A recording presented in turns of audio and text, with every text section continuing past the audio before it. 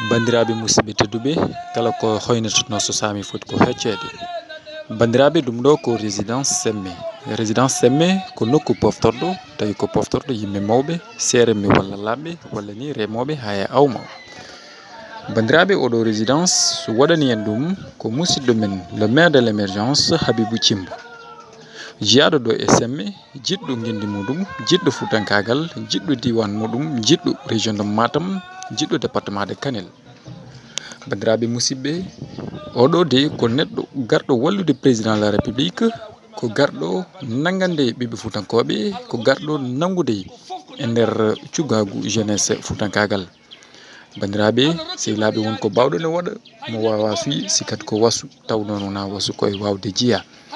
Nden noon bandiraɓe garet nangen hen,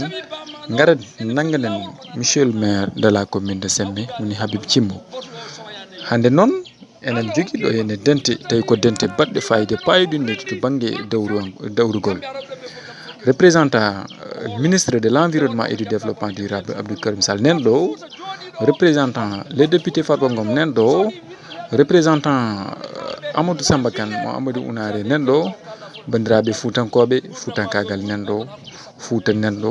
lamɓe men nen ɗo. Kettoɗen hen konngudi hen baɗɗi fayida, kettoɗen hen témoignage uji baɗɗi fayida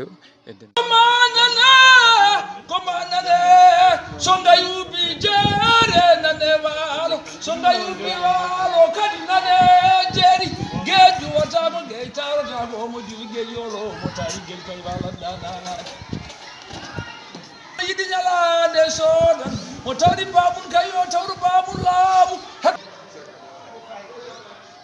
botulana yaware ko fema hada wona wutaro ko membay ma kala ko darma do non ko tembe ne wonno ni mbada wudu ma ngaram biya ka bande men calwima Allah hokkima ko fof ko dañja ko fof hawri ko cuka ko ma dum buri yotte Allah rokkima do yaari jam hay neɗɗo goto meeɗa wiide Habibou Thimbo ara haaltuɗo ko kalnuɗa,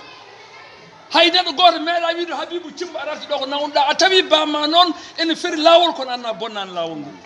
a uddani lambaka boto o soyani e yonta. Allah hokkima so tawi mana diwan men o foof rendi wonko fewde kamɓe araɓe ɗo ɓe fof kamɓe fof keccuma duuɓi hoolo nde wonno ko jabɗa ko aɗa jaaɓi yaltini mballodira boto Fouta jooɗiɗo boto Fouta jooɗiɗo so ɗi windeteɓe ene jogori heɓde konngol ne kaala ɓe sooɓe binde Habibou Thimbo keɗo taw kalɗa fof ne nafa bandiraɓe gurdam ma yo juut way kono hakkude sakke mbewa sellani kala mbewa sellani so tawi neɗɗo haali sakke haali wiyata min ƴewata ko cawmi kono an ko kalɗa sa haali nder Fouta fof hoɗum hollya.